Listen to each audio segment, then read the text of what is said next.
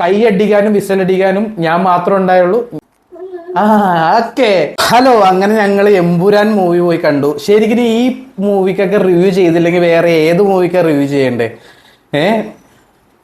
Movie കണ്ടു.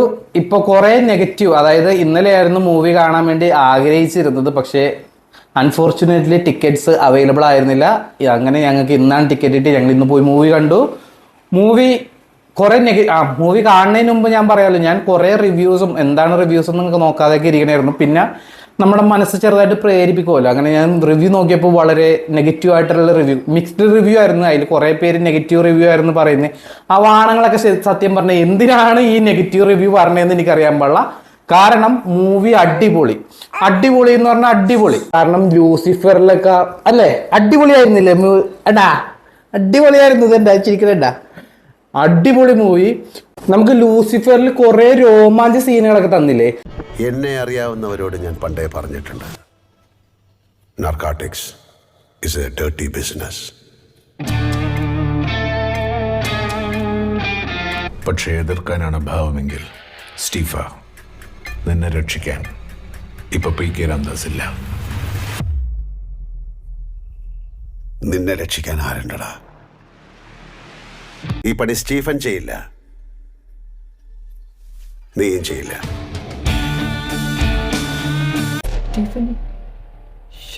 ചോര. കർഷകനല്ലേ madam, ഒന്ന് കള പറിക്കാൻ ഇറങ്ങിയതാ.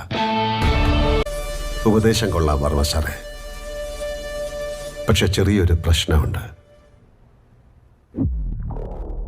തന്റെ തന്തയല്ല എന്റെ തന്ത. അതേപോലെ ഈ മൂവിയിലുണ്ട്. നമ്മളെ വെറുതെ കോരിത്തെരിപ്പിക്കുക. സത്യം പറഞ്ഞാൽ എനിക്ക് ഭയങ്കരമായിട്ട് മൂവി ഇഷ്ടപ്പെട്ടു. ഈ പറയുന്ന നെഗറ്റീവ് റിവ്യൂ പറയുന്ന ആൾക്കാർക്കൊക്കെ ഒരു കഴിവില്ലാത്ത പറയാം, സത്യം പറയാലോ. കാരണം ഈ മൂവി എടുത്തു വെച്ചേക്കുന്ന നമുക്ക് വിഷ്വൽ ട്രീറ്റ് ഇതൊക്കെ അടിപൊളി. നമുക്ക് തരുന്ന എല്ലാ സീക്വൻസും, ഡയറക്ഷൻ, പൃഥ്വിരാജിനെയൊക്കെ സമ്മതിക്കണം. കാരണം ഇതിനപ്പുറത്ത് വേറൊരു ഡയറക്ഷൻ ഈ മൂവിയിൽ ചെയ്യാനില്ല. പുള്ളി അങ്ങേയറ്റം മാക്സിമം ചെയ്തിട്ടുണ്ട്. അതും പൃഥ്വിരാജിനെ പോലത്തെ ഒരാള് ഇത്രയും ഭംഗിയായിട്ട് ഡയറക്റ്റ് ചെയ്യുക എന്ന് പറയുന്നതൊക്കെ ഭയങ്കര സംഭവം തന്നെ. കാരണം സാധാരണ ഡയറക്ടറൊക്കെ ചെയ്യുന്നതിന് അപ്പുറം പുള്ളി ചെയ്തിട്ടുണ്ട്. നല്ല കിടിലം വിഷ്വൽ ട്രീറ്റ് ഒക്കെ ഹെവിയാണ്, ഒന്നും പറയാനില്ല. പിന്നെ ഡയലോഗ്സ് കുറവാണ്. സ്റ്റോറി ഉണ്ടോ എന്ന് ചോദിച്ചു കഴിഞ്ഞാൽ ഉണ്ട്. വലിയൊരു സ്റ്റോറിയല്ല, ഒരു ചെറിയൊരു സ്റ്റോറിയാണ്. പക്ഷെ അതിലും കൂടുതൽ എന്താണ് ലൂസിഫർ, എന്താണ് എമ്പുരാൻ, ആരായിരുന്നു പൃഥ്വിരാജ്, ഇതൊക്കെയാണ് ശരിക്കും ഈ മൂവിയിൽ കാണിക്കുന്നത്. പിന്നെ ഇനി എമ്പുരാൻ 3 വരുന്നുണ്ട്. എമ്പുരാൻ 3 അല്ല, എന്തായാലും ഇതിന്റെ 3rd പാർട്ട് വരുന്നുണ്ട്. അതിന്റെ ഒരു എൻഡിങ്, അതൊക്കെയാണ് ഈ മൂവിയിലുള്ളത്. അത് ആദ്യം തൊട്ട് അവസാനം വരെ നമ്മളെ ഇങ്ങനെ കോരിത്തെരിപ്പിച്ചിരിക്കും. പിന്നെ കുറെ കാര്യം, വേറൊരു കാര്യം എന്താന്ന് വെച്ചാല് ആ കാര്യം എന്താന്ന് പറയട്ടെ. എന്താന്ന് ചോദിച്ചാൽ നമ്മൾ മൂവി ഭയങ്കരമായിട്ട് ശ്രദ്ധിച്ചിരുന്നില്ലെങ്കിൽ മൂവി നമുക്ക് മനസ്സിലാവില്ല. കാരണം ഈ ഒരു എബ്രഹാം ഖുറേഷി അല്ലെങ്കിൽ ഖുറേഷി എബ്രഹാം എന്ന് പറയുന്ന KA എന്ന് പറയുന്ന പുള്ളി ഈ പടത്തിൽ കൂടുതലും പുറം രാജ്യങ്ങളിലാണ്. അപ്പോൾ അവിടുത്തെ ഭാഷയാണ് ഇതിൽ കൂടുതൽ സംസാരിക്കുന്നത്. അതായത് ഹിന്ദി, ഇംഗ്ലീഷ് ഇതൊക്കെയാണ് കൂടുതലും വരുന്നത്. അപ്പോൾ കുറച്ച് നമ്മൾ അതിൽ ശ്രദ്ധിച്ചിരുന്നാലേ നമുക്ക് മനസ്സിലാവുള്ളൂ. അല്ലെന്നുണ്ടെങ്കിൽ നമുക്ക് മനസ്സിലാകാൻ കുറച്ച് പാടായിരിക്കും.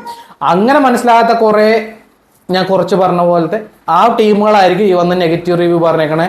അല്ലാതെ മൂവി സൂപ്പർ എന്ന് പറഞ്ഞാൽ super, must watch in theatre.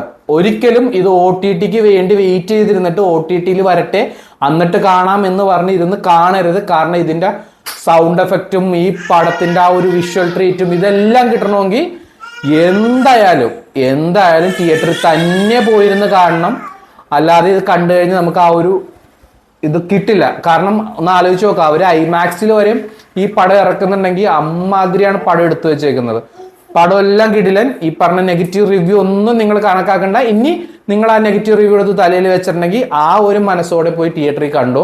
വേറെ സാധാരണ പടങ്ങളൊക്കെ പോയി കാണൂല, അതോടെ പോയി കണ്ടോ. നിങ്ങൾക്ക് എന്തായാലും നിരാശപ്പെടേണ്ടി വരില്ല. അത്രയും അടിപൊളി മൂവി. ഞങ്ങൾ പോയിരുന്നിട്ട് ഞങ്ങൾക്ക് വല്ല ഇഷ്ടപ്പെട്ടു. കൈയടിക്കാനും വിസലടിക്കാനും ഞാൻ മാത്രമേ ഉണ്ടായുള്ളൂ. ഞാൻ മാത്രമല്ല, സോറി, കൈയടിക്കാനും വിസിലടിക്കാനും ഞങ്ങൾക്ക് നേരം ഉണ്ടായുള്ളൂ. കാരണം അതേപോലത്തെ കുറെ സീനുകൾ നമുക്ക് തന്നു. പിന്നെ മോഹൻലാലിന്റെ എൻട്രി, പൃഥ്വിരാജിന്റെ എൻട്രി ശരിക്കും പറഞ്ഞാൽ ഒരു സൗണ്ടിൽ കൂടിയുള്ള ഒരു എൻട്രിയാ. അതൊക്കെ ആ സൗണ്ട് കേൾക്കുമ്പോൾ തന്നെ ഓ സൂപ്പർ, അടിപൊളിയാണ് movie. You go and watch it. Super movie.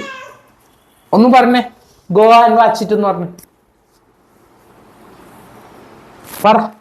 You go and watch it എന്ന് പറ. You go and watch it എന്ന് പറഞ്ഞേ പറ. You go and watch it പറഞ്ഞു. ഓക്കെ. അപ്പോ എല്ലാരും പോയി മൂവി കണ്ടിട്ട് നിങ്ങളുടെ അഭിപ്രായം കമന്റ് പറയാം.